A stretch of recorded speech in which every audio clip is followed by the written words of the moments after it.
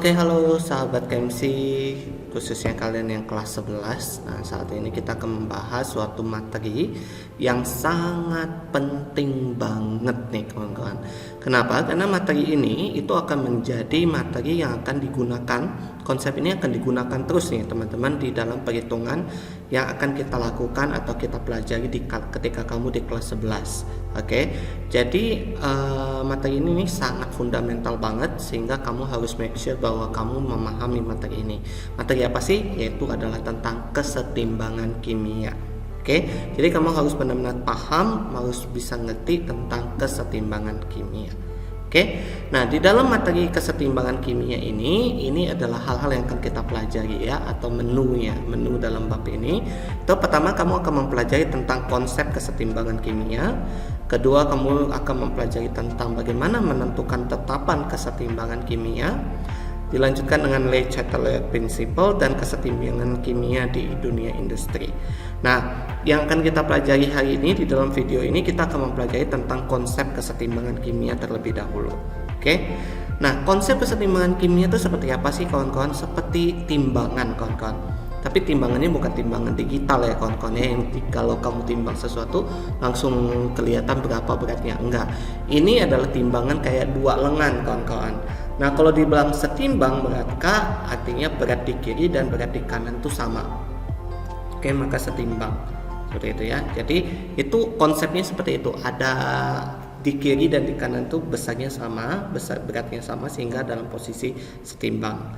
Nah, dalam pembelajaran kali ini tujuannya kalian mampu memahami dan menjelaskan konsep kesetimbangan kimia. Nah, konsep timbangan tadi yang sudah diberikan di awal itu bagaimana sih kalau dalam suatu reaksi kimia gitu ya, dalam reaksi kimia itu seperti apa yang dimaksud dengan kesetimbangan ya. Nah, ini yang akan kita bahas dalam video ini. Pertama tentang reaksi reversibel dengan irreversibel, kedua konsep kesetimbangan kimia, dan ketiga jenis kesetimbangan kimia. Kita akan mulai dengan yang pertama gitu ya. Apa sih yang dimaksud dengan kesetimbangan, syaratnya seperti apa, dan bagaimana kesetimbangan terjadi pada reaksi kimia. Kalau seperti timbangan tadi, ada sisi sebelah kiri, ada sisi sebelah kanan. Seperti pada gambar ini juga ada sebelah kiri, ada sebelah kanan gitu ya. Jadi syaratnya suatu kesetimbangan itu ada dua sisi dan beratnya sama. Oke, beratnya sama. Nah, apakah syarat suatu kesetimbangan ini juga berlaku pada reaksi kimia? Jawabannya iya. Tapi sisi kiri sisi kanannya itu maksudnya apa? Apakah sisi reaktan dengan sisi produk? Bukan. Oke. Lalu apakah beratnya itu adalah berat reaktan dengan berat produk? Bukan. Oke. Di dalam kesetimbangan reaksi kimia yang disebut setimbang itu adalah lajunya. Laju ke kiri dan laju ke kanan itu sama. Maka kalau lajunya sama, maka itu artinya sudah dalam keadaan setimbang. Seperti itu ya, lajunya ke kiri dan ke kanannya sama, maka itu setimbang. Seperti itu ya.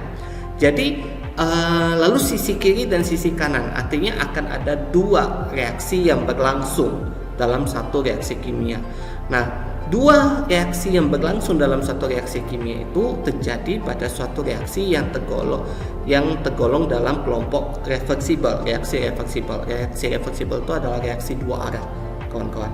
Kalau reaksi irreversibel itu adalah reaksi yang satu arah, tidak bisa balik. Kalau reversibel itu kan bolak-balik, kalau irreversibel tidak bolak-balik atau satu arah, gitu ya. Nah, apa sih bedanya? Kalau reaksi reversibel itu adalah reaksi dua arah atau reaksi bolak-balik atau reversibel. Nah, kalau yang irreversibel berarti searah, tidak dapat bolak-balik atau irreversibel. Nah, dalam simbolnya ini menggunakan dua anak panah yang berlawanan arah, setengah anak panah sebenarnya ya teman-teman ya, setengah ke kiri, setengah ke kanan. Oke. Kemudian kalau yang reaksi searah itu pakai tanda panah full. Oke. Kemudian kalau reversibel itu adalah reaktannya bereaksi membentuk produk dan produk tidak dapat kembali lagi membentuk reaktan. Jadi misalkan saya A bereaksi dengan B membentuk AB. AB ini bisa bereaksi kembali membentuk A dan B. Kalau irreversibel itu tidak bisa bolak-balik teman-teman. A tambah B membentuk AB, ya udah selesai.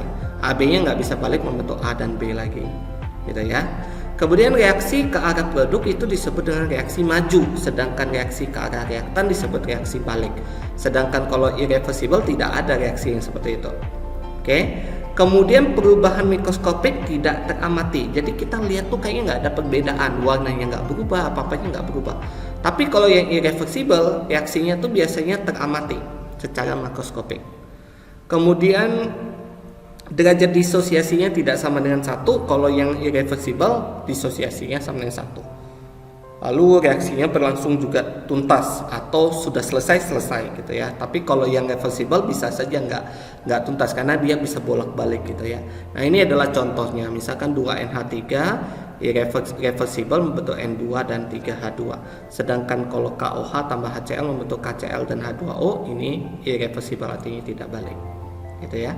Nah, kalau kita lihat dari grafik, misalkan saya punya N2 dan H2 membentuk 2NH3 dan reaksi ini adalah reaksi reversible, maka kamu akan menemukan grafik seperti ini kawan-kawan. Di mana pertama di sini adalah reaktan, ada N2 dan H2, maka konsentrasinya akan semakin menurun. Ini turun, H2-nya, N2-nya juga turun. Sedangkan NH3-nya akan naik.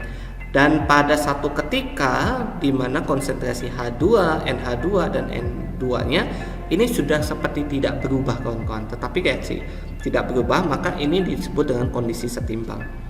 Oke. Nah, reaksi kesetimbangan sendiri itu biasanya lebih dinyatakan atau dilihat dari laju reaksinya.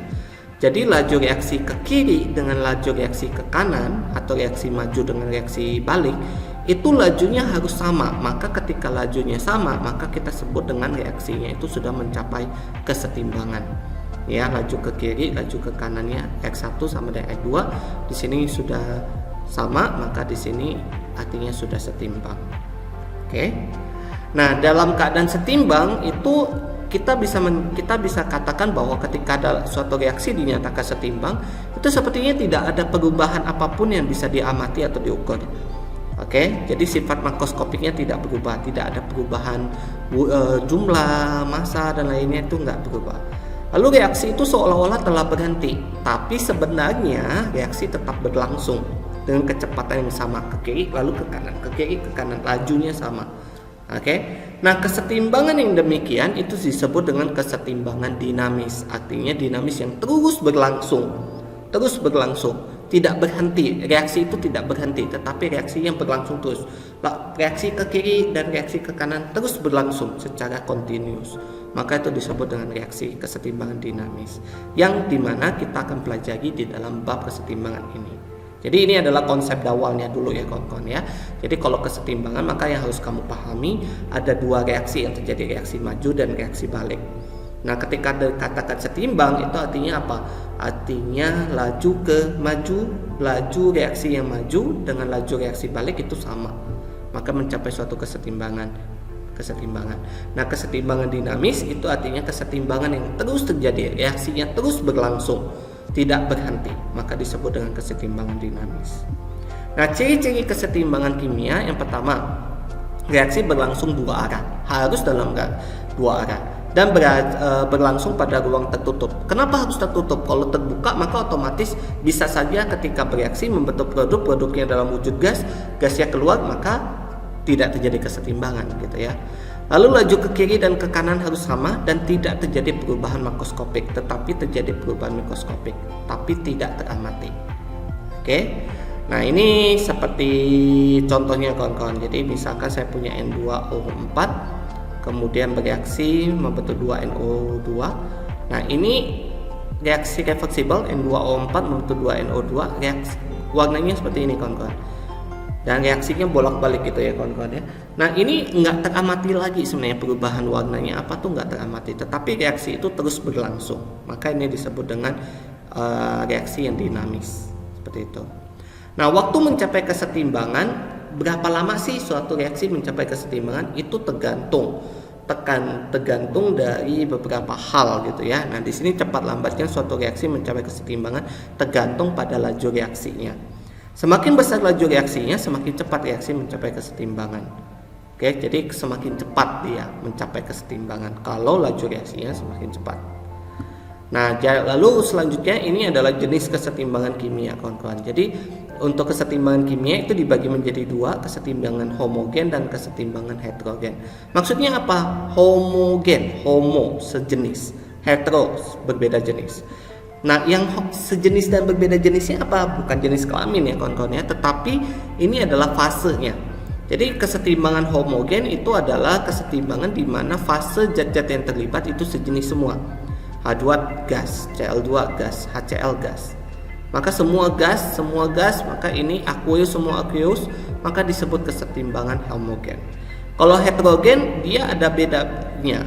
Misalkan ini solid, gas, maka ada perbedaannya. Solid, liquid, gas. Jadi yang berbeda fase maka disebut dengan kesetimbangan heterogen. Oke. Nah, untuk konsep awal tentang kesetimbangan kimia sampai di sini dulu videonya, teman-teman. Semoga ini bisa membantu kamu dalam memulai pembahasan tentang kesetimbangan kimia. Jikalau kamu masih ingin tahu lebih lanjut, kamu bisa buka buku kamu atau bisa membaca bahan bacaan yang ada, gitu ya. Dan nanti juga akan ada video-video berikutnya yang akan melanjutkan tentang pembahasan kita tentang kesetimbangan kimia. Oke, terima kasih atas perhatiannya. Sampai ketemu lagi di dalam video-video berikutnya. Bye.